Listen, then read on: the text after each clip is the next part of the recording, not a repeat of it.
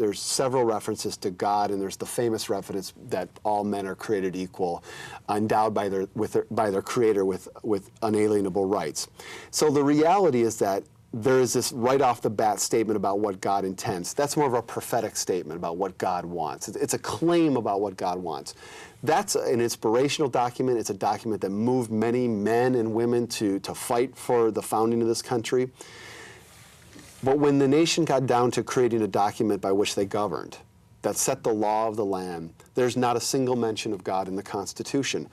Not because these folks were anti-religious, but in fact because many of them were religious, and they had seen the sectarian strife and the death that had preceded them in Europe for generations, and they had come and fled and had fled from that to come to the United States and to found this nation.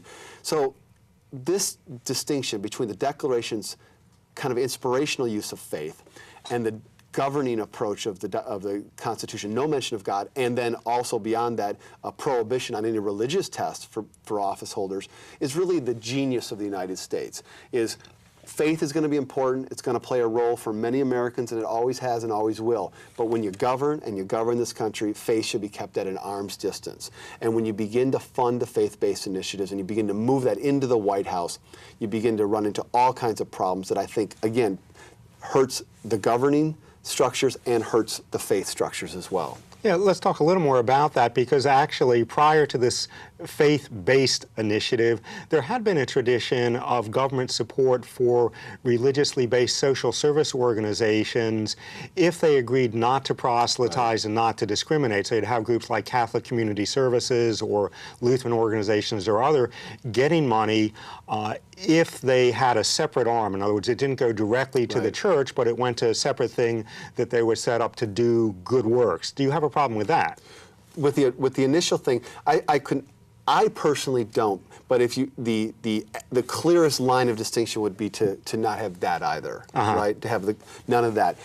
But the way that the government has functioned quite successfully, I think, in allowing faith to play a role in the public arena is to say, you can be part of the kind of government and public discourse, but you've got to build that distinction very clearly within your hospital structures, within your social service organizations, because so many of those organizations have wanted to follow what they think their faith teaches of reaching out and helping the least of these, okay? So let's not deny them that, but let's make very clear that their faith tenets do not infuse their service or their service responsibilities.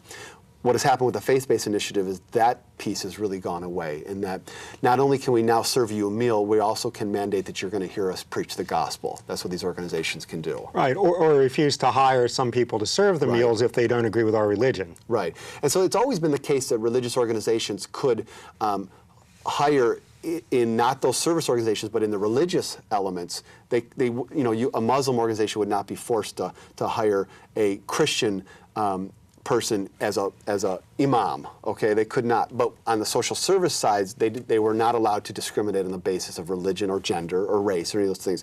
But now that has bled over because that line is so blurry between those two, so that it becomes very easy for religious organizations to not only do it on what they argue are doctrinal belief systems, but also down the line in terms of beliefs about whether women should be in leadership, whether there should be homosexual relationships or not. So you begin to get into all kinds of elements of discrimination which have not been part of these kind of traditional social service organizations in the past. That's all a problem.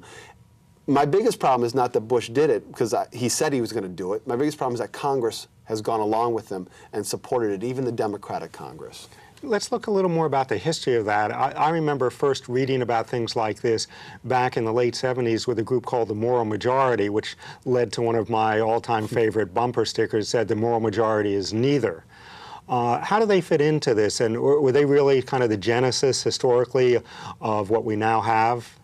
Well, we had in the 60s, religious conservatives made this remarkable shift from they preached the gospel at that time of hands off of social issues.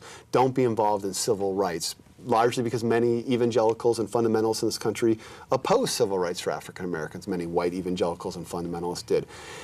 Jerry Falwell famously had these sermons in which he said, we should not be involved in the public arena on these issues. So this was Jerry Falwell? Yeah, Falwell and other leaders in the 60s. But in the 70s, they shifted on that, and they began to become involved. Why? Or how did that happen? Well, they began to realize that it's an interesting move, and I talk about it in the new book is co-author, so I keep saying we. We talk about it in which Falwell and others began to make a theological move in which they began to see sin as not merely a personal endeavor, but a national endeavor. And they began to see the failings in their minds of the nation as something that religiously they had some responsibility for, as opposed to in traditional Protestant circles, it was merely an individual endeavor. And so they made a shift from an individual to a kind of a national perspective, and with that shift, they said, well, we are now somewhat responsible for the nation's status.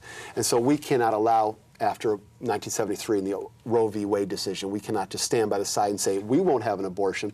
We are responsible for whether the nation allows us to do this or not, okay, whether the court does. And then so what was the moral majority as an organization? Well, they came into being in the late 1970s, and they came distinctly out of a concern about losing their special tax exempt status.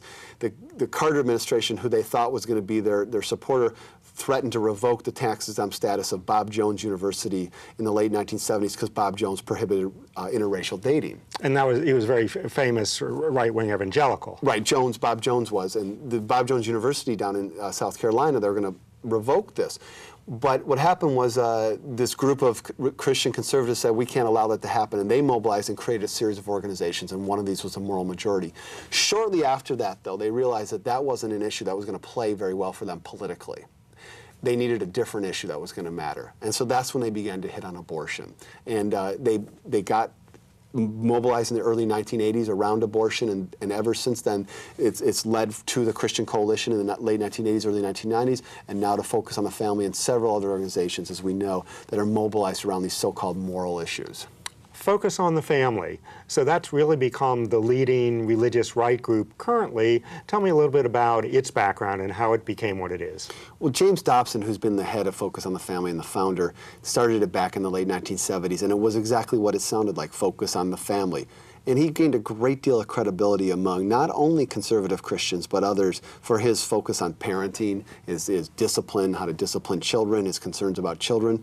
And he was not distinctly political. And when he decided to make a move in the 1990s to become more involved in the political arena, he brought a lot of that credibility with him. He wasn't seen through a partisan lens, which made him this kind of a kingmaker a bit in the political arena. Well, in the last 5 or 6 years, he's moved into a much more partisan position. He's begun to endorse candidates. He endorsed his first presidential candidate, George W.